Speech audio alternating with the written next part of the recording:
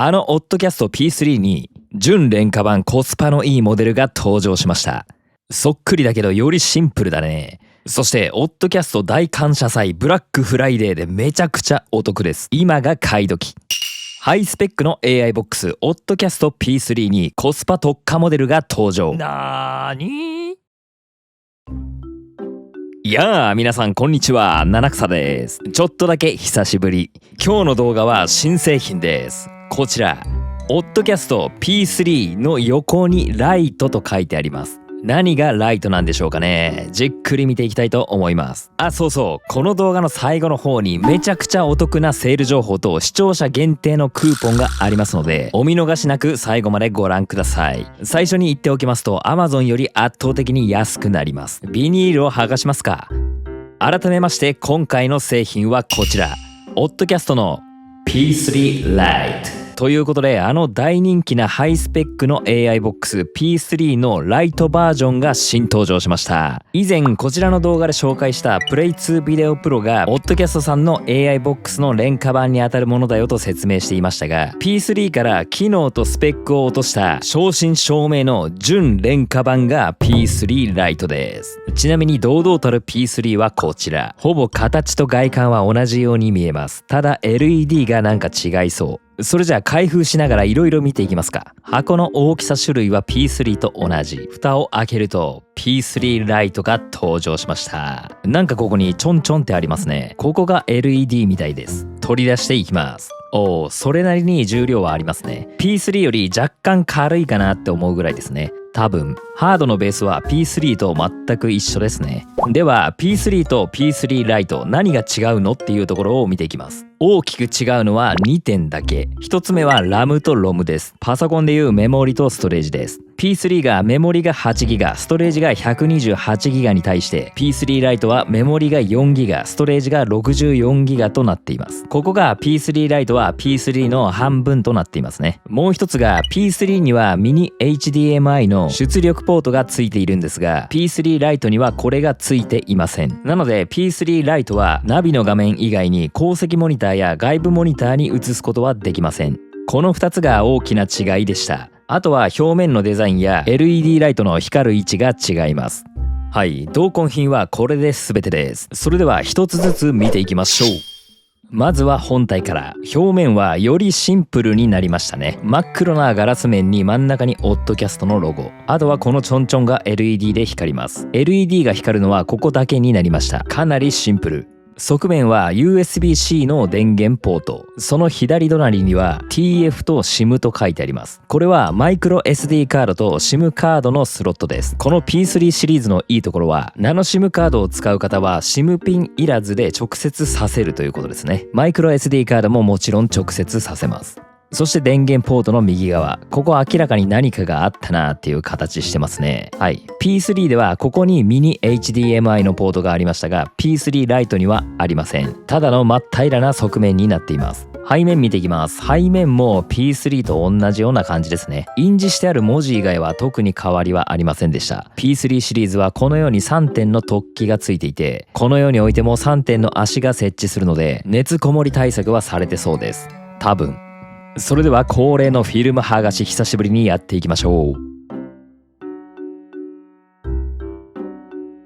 デロン。めっちゃ綺麗。オッドキャスト P3 シリーズはこのようにね、表面がガラスになっているのでテッカテカですごい高級感があるんですよ。 P3 ライトシンプルながら高級感があります。もう表面塗るガラスコーティングしたくなるぐらい綺麗ですね。次、本体側が L 字になっている USB-C to USB-A のケーブルが1本。本体の電源 USB-C ポートに接続するんですが、今回の P3 ライトはミニ HDMI ポートがついていないので L 字の挿す向きはこっちで良さそうですね。逆向きでも刺さるんですが、こっち向きで挿しちゃうとその隣のマイクロ SD カードとナノ SIM カードのスロットを塞ぐ形になってしまいます。まあどちらでもいいので、その設置環境に合わせて挿しやすい方向で使ってください。次、片方が L 字の USB-C to USB-C のケーブルが1本。L 字を本体に挿したら反対側を車につなぐだけ。めっちゃ簡単。USB-C to-C のケーブルの場合は L 字じゃない方を本体に挿しても使えるんですが、こんだけ幅が出てしまいます。なので車の限られたスペースで使うにはやはり L 字側を本体につないだ方がいいと思います。次、ケーブル1本では電力が足りなかった時に使う電源供給用の二股ケーブルが1本。使い方は付属の紙に書いてあります。ちなみに七草のアウトランダーではケーブル1本で起動できます。はい、あとは先ほどの紙が1枚とビヨーンと開くタイプの取扱説明書が1枚、日本語で両面カラー印刷されています。製品仕様は OS は Android 12、プロセッサーはクアルコムのスナップドラゴン665、8コアです。ここは P3 と一緒。次、RAM が 4GB、ROM が 64GB です。これは先ほども言った通りです。マイクロ SD カードは最大 256GB まで対応しています。SIM カードは 3G、4G、LTE のナノ SIM カードに対応。Wi-Fi は 11AC まで記載があるので、対応しているのは Wi-Fi 5で 2.4GHz、5GHz 帯どちらも使えます。Bluetooth は 5.0 で GPS は内蔵されています。ああそうだ、 P3 と P3 ライト比べてみましょうか。こちらが今回の P3 ライトで、こちらが堂々たる有志の P3 です。想像ではほぼ同じように思っていましたが、いざ並べてみるとデザインの違いも一目でわかりますね。大きさやボックスのベースは一緒です。こちらが P3 で、ロゴの周りに青みがかった円の加工がされていますね。その点トッポってすげえよな。最後までチョコたっぷりだもん。なんでもない。その点 P3 ライトはよりシンプルなデザインですね。あとこれはもしかしたら個体差の問題かもしれませんが、ロゴを正面に見た時の側面を見てみると P3 はロゴの真下の位置の側面に USB-C の電源ポートがあるのに対して P3 ライトは何もない側面です。P3 ライトは90度向きを変えて、位置的にはロゴの右の側面に電源の USB-C ポートがあります。このような細かな違いはありました。ちなみに回したらロゴの位置を調整できるとかそういうタイプではないので、出荷段階で固定されていると思います。それでは車内で試していきましょう。はい、車内にやってまいりました。オッドキャスト P3 ライト試していきましょう。まず P3 ライトって何ができんのって話ですが、種類としては AI ボックスというものになります。できることいっぺんに出します。こちらざっくり説明しますと、 P3 ライトを車に接続するだけで純正ナビを Android スマホ化、そしてインターネットに接続すれば YouTube や Netflix、プライムビデオ等が見れるようになります。もちろん Netflix やプライムビデオは別途契約が必要です。そしてこれらがキャンセラー不要で走行中も動画が見れるんです。2画面分割機能に関しましては P3 を継承して3対7や5対5、7対3の分割ができます。というようにドライブのお供にあったら同乗者やご家族を退屈させない神アイテムなんですね。そして購入前の注意点について動画内でもお話ししていますが、最後の方にもまとめてお話ししますので、購入を検討される方は必ずここだけは見てください。続いて P3 ライトが使える前提条件ですが、2016年以降の車両で純正ナビもしくはディスプレイオーディオで有線接続の Apple CarPlay が使用できる車種、こちらが P3 ライトを使える前提条件です。ご自身の車で CarPlay が使用できても無線 CarPlay にしか対応していない車では使えないのでご注意ください。また有線接続でのカープレイが使えても一部の車種では使えない車もあるみたいなので、ご自身の車が使えるかどうかをよく調べた上でご購入の検討をしてみてください。よくこの車で使えますかと聞かれるんですが、七草もネットで調べてみて、ああこの車で使えそうだなっていうぐらいしかわからないので、ご自身でネットで調べるか、どうしても不安な方はメーカーに問い合わせをお願いします。基本的には iPhone と車を純正ケーブルでつないでカープレイが使えれば P3 ライトは使えます。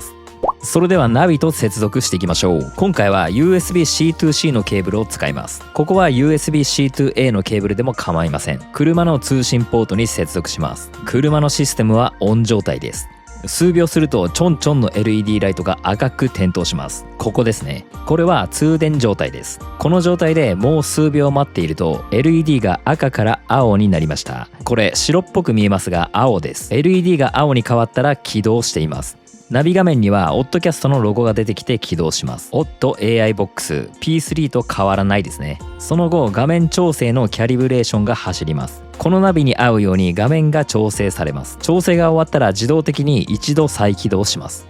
今再起動されましたのでナビ画面に戻りました。このまま待っているとまた自動的に起動してきますので2回目の起動を待ちましょう。このように自動的にまた上がってきました。初期の画面調整と再起動はセットなので、初回動きがおかしいなと思うかもしれませんが大丈夫です。はい、このような画面が表示されました。走行中は操作をするな、画面を見るななどの注意書きが書かれています。同意して受け入れるを押すと進めるんですが、起動時に毎回この警告画面を出したくない人は表示しないにチェックを入れてから同意して受け入れるを押してください。はい、ホーム画面はこのような感じです。何やらお知らせのポップアップが出ていますね。これは何かというと P3 シリーズはクラウド SIM にも対応しましたので、現在1ギガ分のデータをプレゼントしています。欲しい方は無料で受け取るを押して受け取ってください。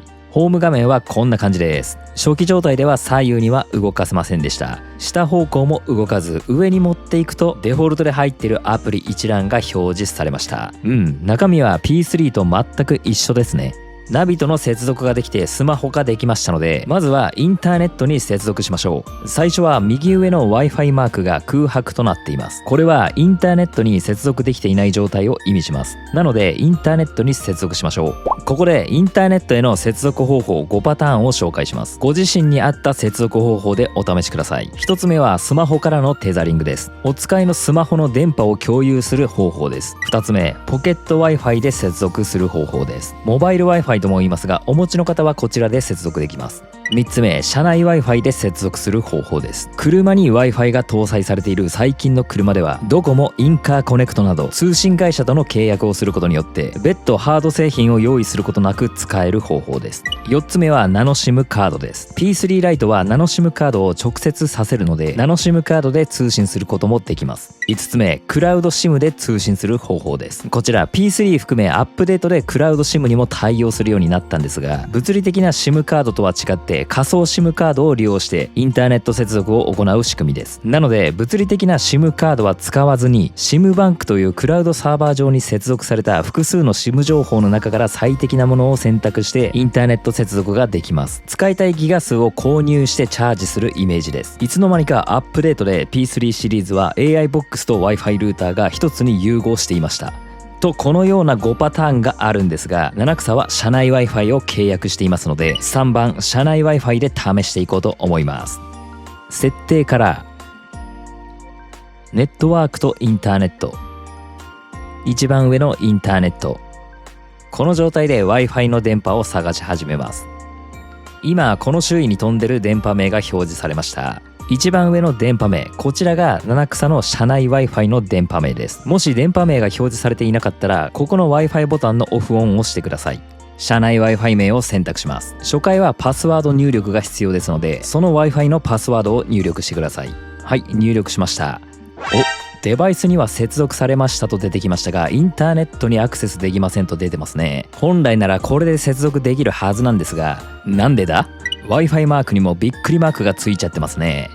今確認して分かりました。ドコモインカーコネクトの社内 Wi-Fi を1年契約してたんですが、ちょうど1年経ったみたいです。なのでまた更新しないと社内 Wi-Fi 使えない状態でした。現在社内 Wi-Fi は使えない状態なので、社内 Wi-Fi は諦めてスマホからのテザリングで試していこうと思います。 iPhone での場合ですが、設定からインターネット共有をタップします。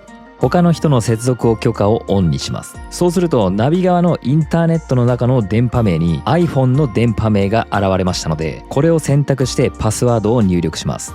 もしスマホのテザリングした電波名が表示されていなかったら AI ボックス上でここの Wi-Fi をオフオンしてみてください。そうすると再度電波を探し始めますので、スマホ側でインターネット共有がオンになっていれば現れると思います。はい、それではパスワードを入力しましたので、これで iPhone の電波に接続できました。Wi-Fi マークも白く塗りつぶされましたね。インターネットに接続済みです。それでは操作感を見ていきましょう。まず右一列の縦のアイコンですが、これは基本全画面の時以外固定です。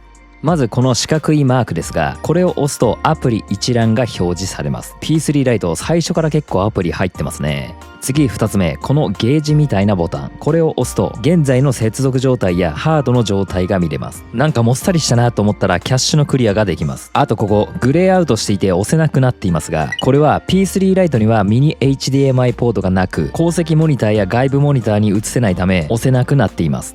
あとは設定や終了ボタンもあります。はい、その下の矢印は一つ戻るボタンです。その下の家のマークはホーム画面に戻ります。この画面に戻ります。全体的な操作感はこんな感じですね。あとはスマホとほぼ変わらないです。ちなみにアプリ一覧は右の四角のボタンで開けると言いましたが、このように上にシュッと持っていっても同じアプリ一覧が開きます。はい、それではまずファームウェアのアップデートをしましょう。倉庫で在庫を保管していて出荷されるまでに新しいファームが出ている可能性があります。 P3 ライトもオンラインでアップデートすることができます。アプリ一覧のこのシステムのっていうものからいきます。切れていますがシステムのアップグレードです。はい、確認したところ現在のバージョンが最新みたいですね。なので現在はアップグレードする必要はありませんでした。最新です。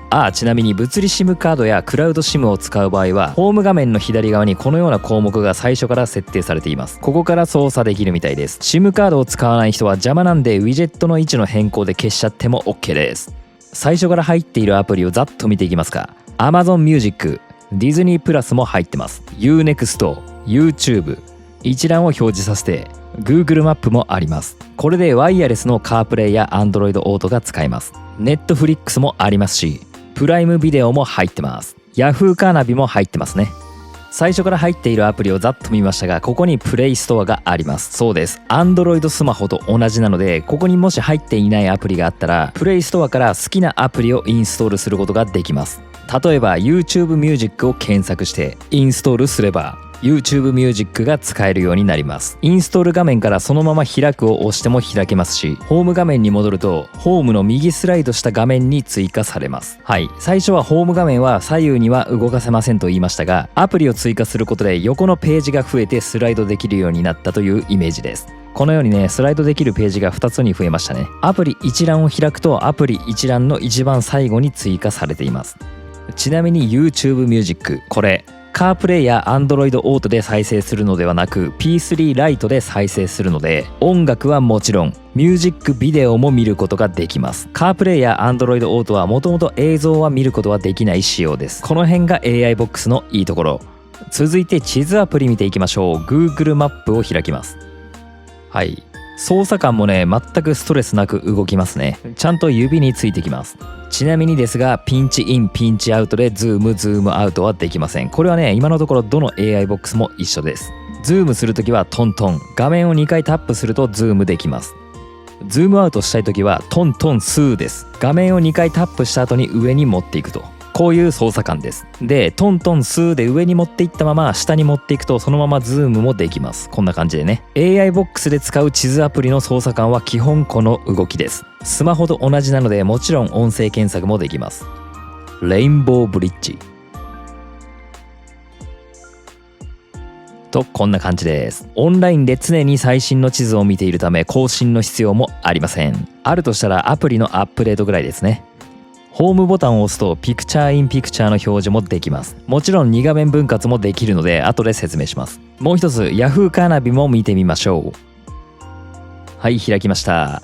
Yahoo カーナビも操作感結構ヌルヌルです。いじっていたらアプリを最新にアップデートしてくださいというポップアップが出てきました。そういえば機器自体のファームウェアのバージョンは確認しましたが、もともと入っているアプリのアップデートは確認していませんでしたね。新しくインストールしたアプリは最新のものが入るので必要ありませんが、もともとインストールされていたアプリについては新しいバージョンが出ている可能性がありますので、ファームのアップデートの有無を確認するついでにインストールされているアプリのアップデートがあるかも最初に確認した方がいいですね。アプリはしょっちゅうアップデートされるのでだいたいアップデートする必要があります。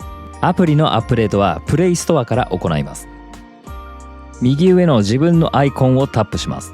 アプリとデバイスの管理をタップ。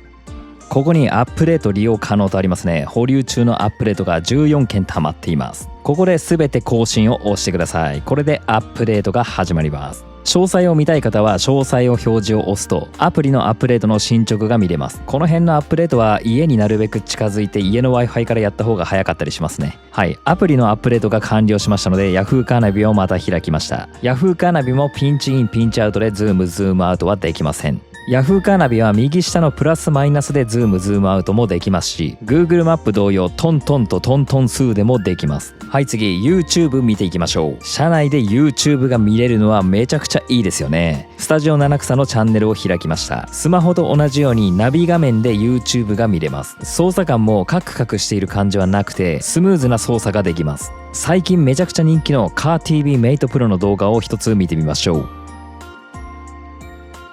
はい、最初はパソコンで開いた画面と同じように映りますね。おすすめ動画が右に映りますし、コメントも見れます。全画面表示したい場合はここの四角をタップすると全画面で見れます。バーで早送り早戻しできますし、ダブルタップで早送り早戻しもできます。下にグイーッと持っていくと YouTube もピクチャーインピクチャーができます。もちろん YouTube も2画面分割できますので後で説明します。次、プライムビデオを見ていきましょう。プライムビデオは Amazon プライム会員になっていれば見ることができます。何か一つ見てみましょう。プライムビデオはこの画面になると何もタップしても表示しないので再生できませんっていうコメントがたまに来るんですが、これね、仕様なんですよ。分かりにくいんですが、このまま画面をスーッと持っていくと下の方に再生ボタンがあります。確かにあの画面には再生ボタンとか何もないので動画が再生されないっていう方もねいるとは思うんですよね。これねアップデートで改善してほしいですね、表示の。はい、ということでナビ画面でプライムビデオも見ることができます。これは本当に長旅の時とかめちゃくちゃいいですよね。同乗者やお子様が喜びます。運転手は注視しちゃいけませんよ。あとプライムビデオのいいところはインターネットにつないでいなくてもアプリ自体は開けるので、あらかじめアプリ内にダウンロードしておけばインターネット接続しなくても映画やドラマを見ることができます。これ裏技でもないですが便利機能です。あとこのアプリは結構紹介しているんですが、日本のテレビ放送というアプリでリアルタイムで日本のテレビ番組を見ることができます。こんな感じでチャンネルが選べます。でこれアプリ経由と言いましたが、アプリということはインターネットの速度にめちゃくちゃ依存します。これ今までの動画は社内 Wi-Fi で接続していたので割とスムーズに見えていましたが、現在なんちゃらモバイルのテザリングをしているのでその影響もあって全く再生されませんね。こんな感じでインターネット速度にめちゃくちゃ依存します。地デジチューナーで地デジを見るようにスムーズには見れません。続いて2画面分割見ていきましょう。まずね2画面分割したいアプリをどちらも開いておきます。アプリを立ち上げるときは1つずつしかできないのでどちらかがバックグラウンドで起動していれば大丈夫です。ただタップするだけです。はい、現在 YouTube を開いていますが、この状態で右側の戻るボタン、こちらを長押しします。そうするとこのように画面が切り替わりますので、ここでバックグラウンドで起動している2画面分割させたいアプリを選択します。ここでは Google マップを選択します。するとこのように2画面分割できます。こんな感じで今は YouTube と Google マップを2画面分割して1つの画面で見ています。 YouTube 側を全画面表示にするとこんな感じに映ります。これが今5対5の2画面分割している状態です。この他に P3 シリーズは7対3や3対7の画面分割ができます。このように真ん中の線をグイーッと持っていってこの辺かなっていうところで離すと、はい7対3このような画面で映すことができます。逆に境目のラインをこっちまでグイーッとこの辺かなっていうところまで持ってって離すと、はい今度は3対7このような画面分割もできます。 YouTube を全画面表示にするとこんな感じです。で5対5に戻したい時はこの線をまた真ん中ら辺まで持ってって離すと5対5に戻ります。あとはこの画面を入れ替えることもできます。一旦センターラインを左まで持ってって Google マップのみを映します。この状態で戻るボタンを長押し、バックグラウンドで起動しているアプリが表示されるので後から YouTube を選択します。はいこれで今度は Google マップが左 YouTube が右になりました。こんな感じで好きな配置に動かすこともできます。ちなみにこの2画面分割は対応しているアプリしかできなくて Yahoo カーナビを選択すると分割画面がサポートされていませんと出てきます。なので Yahoo カーナビは2画面分割できません。ついでにアウトランダーは純正ナビでルート検索をするとメーターパネルに簡易版の地図を映し出すことができます。この状態で P3 ライトを使えばナビ画面には YouTube や Netflix やプライムビデオを表示できて、メーターパネルには純正ナビの簡易版の表示を映し出すことができます。こうすることでナビ画面は全画面表示のままドライブすることも可能ですね。はい、次いきます。ディズニープラス見れますかっていうコメントも結構あるのでここは説明しておきます。最初から入っているんですが開くとアプリのアップデートがあるようで更新からアップデートに進みます。するとプレイストアの先ほどの更新画面に移るんですが、アンインストールのボタンが表示されていて、このスマートフォンはこのアプリに対応していませんと出てきています。あれ、デフォルトで入ってるのにディズニープラス使えないのと思っていろいろ試しましたら見つかりました。ここに APK Pure というアプリがありますので開きます。ここからディズニープラスのアプリを更新できるみたいです。はい、更新が終わりましたので開いてみます。するとこのようにディズニープラスが起動しました。なのでやはりデフォルトで入っているアプリは使えるみたいです。ちょっとプレイストアからインストールしていないっていうのが気になりますが、続いてワイヤレスカープレイ Android Auto を見ていきましょう。このマルチプレイというアプリから進みます。はい、開いたら上の方に Bluetooth 名が表示されています。OTTO AI Box P3 なんちゃらっていう名前ですね。そしたら iPhone で試しますが Wi-Fi をオンにして Bluetooth もオンにします。ナビ画面に表示された同じ名前の Bluetooth 名を選びます。ここでは OTTO AI Box P334FB ですね。はい、未接続から接続済みになりました。そしてナビ画面にカープレイが表示されました。これがワイヤレスカープレイです。カープレイは iPhone と連携させてルート検索もできますし、音楽アプリも使えます。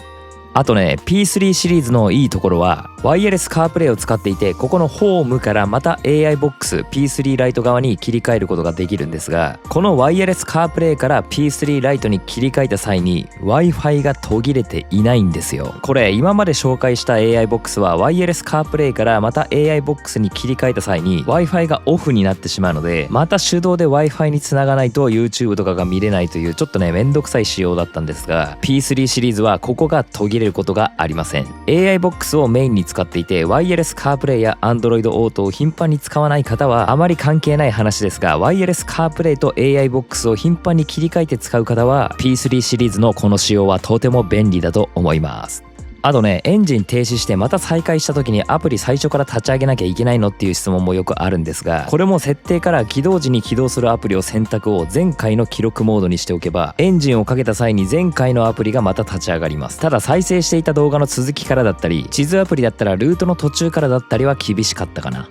さらにナビゲーション音声モードからミキシングとミュートを選べるんですが、ミキシングを選んだ場合は音楽を流している最中にナビの声が入った場合、ナビの音声が流れている間は音楽は小さくなって再生し続けます。ミュートを選んだ場合は音楽が流れていてナビの音声が入るたび音楽が一度止まります。で、ナビの音声が終わったらその続きから音楽がまた再生されるっていう感じですね。これお好きな方を選べます。デフォルトの設定は最新のファームではミキシングになっています。あと GPS の設定も AI ボックスが持っている GPS か車の GPS かを選択できるんですが、一部の車種では車の GPS をサポートしていない可能性があるみたいです。最後にアンビエントライトを見ていきましょう。 P3 ライトの光る部分はこのちょんちょんだけ。ものすごいシンプルですが LED ライトはあります。このライトの色を好きな色に変えることができます。アンビエントラと書いてあるアンビエントライトを開くとこのような設定画面が出てきます。この画面から好きな光り方や好きな色に変えることができます。気分に応じて好きなアンビエントライトに設定してみてください。はい、それでは購入前の注意点を言っていきます。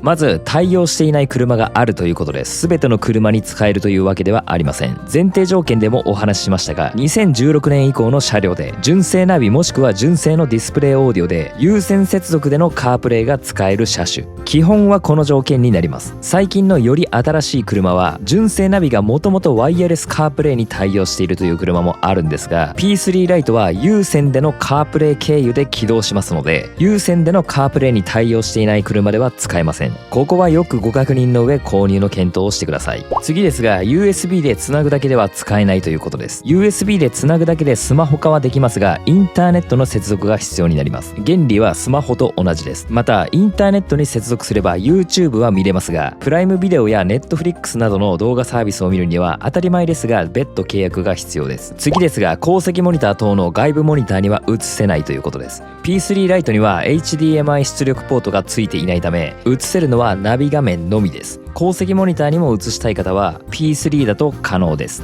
あと OS の話ですが Android 12です。AI ボックスの中だとより新しい OS の Android 13のものもありますので、どうしても OS が新しい方がいいよっていう方は気になるポイントではありそうですね。 P3 も P3 Lite も OS のバージョンは Android 12です。はい、4つ目、この製品には上位モデルの P3 があります。 P3 はメモリーとストレージが P3 Lite の倍あります。さらにミニ HDMI の出力ポートがあるので高積モニターへ移すことができます。よりハイスペックな AI ボックスをお探しの方は P3 の方がいいと思います。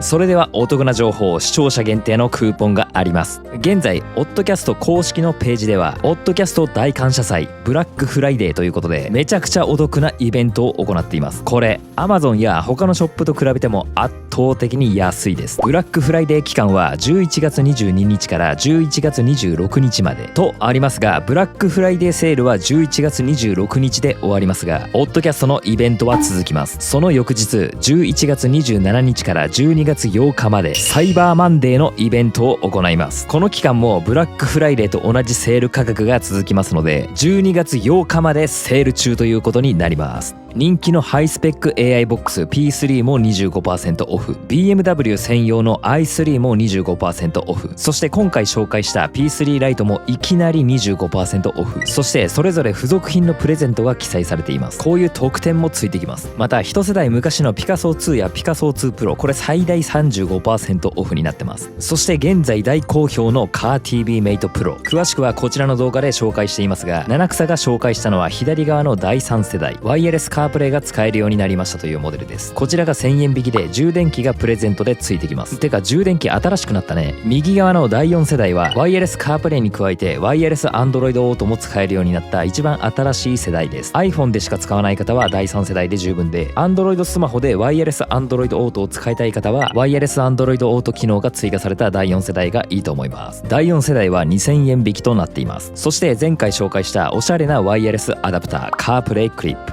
こちらもお得になっています。あと今回クラウド SIM の話もしましたが、インターネット接続をクラウド SIM で行いたい方はギガ数も 5% オフになっています。はい、セール情報はこんな感じですが、続いてここまで見ていただいた方に視聴者特典があります。このセール情報でも安いんですが、さらに安く買いたい方はこの続きを見てください。こちら P3 Lite の公式製品ページです。オッドキャストさんの公式サイトです。 P3 Lite がセールでこの価格、めちゃくちゃ安くなってます。ちなみに現在 Amazon でのタイムセールで一番安くなっている価格がこちら。圧倒的に公式ページの方が安いです。この時点で6000円以上も公式ページの方が安く買えることになっています。さらに行きましょう。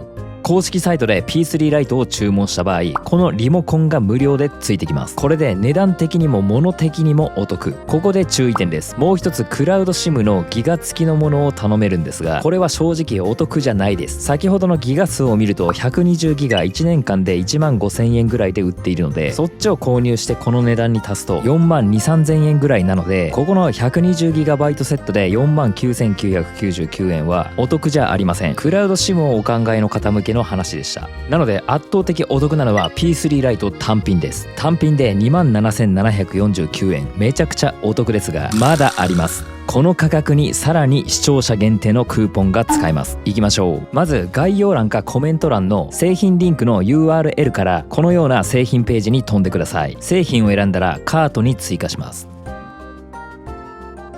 この画面になったら数量を確認して、その下延長保証をつけたい方はこれを追加します。いらない方はスルーでいいです。そしたら右下のチェックアウトをクリックします。はい、お支払いページになりました。お支払いはショップペイ、ペイパル、Google Pay またはクレジットカードが使えます。クレジットカードはビザ、マスターカード、JCB が使えます。お好きなお支払い方法を決めていただいて、この右側です。ここにクーポンコードとあります。この部分に ST3000 と入力してください。 ST3000 です。入力できたらその隣の適用をクリックしてください。はい、このクーポンコードを入力することでセール価格からさらに3000円引きになります。はい、合計が 24,749 円になりました。 P3 Lite が2万5000円を切ります。これは圧倒的最安値です。この ST3000 のクーポンは他の製品にも使えます。 P3 もセール価格から3000円引き、カー TV メイトプロもセール価格から3000円引き、カープレイクリップもさらに3000円安くなります。またセール期間が終わってもこの ST3000 のクーポンは使えますので、セールがない時でもいつでもお使いください。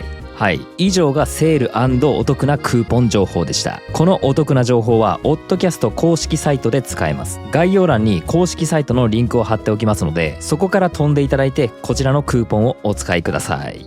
ということで今回はオッドキャストの P3 ライトについてレビューしてきましたが、いかがでしたでしょうか。メモリが 4GB、ストレージが 64GB でも動画を普通に見る分には全く問題ありませんでした。また高積モニターを全く使わないという人にはこのようなスペックや機能を落としてコスパに特化したモデルで十分という方は多いと思います。この製品が気になった方は概要欄にリンクを貼っておきますので、ぜひチェックしてみてください。このチャンネルではアウトランダー PHEV のオーナーがアウトランダー PHEVに関する情報や車で使える便利なアイテムなど自由気ままにレビューしています。よろしければこの動画の評価とチャンネル登録よろしくお願いします。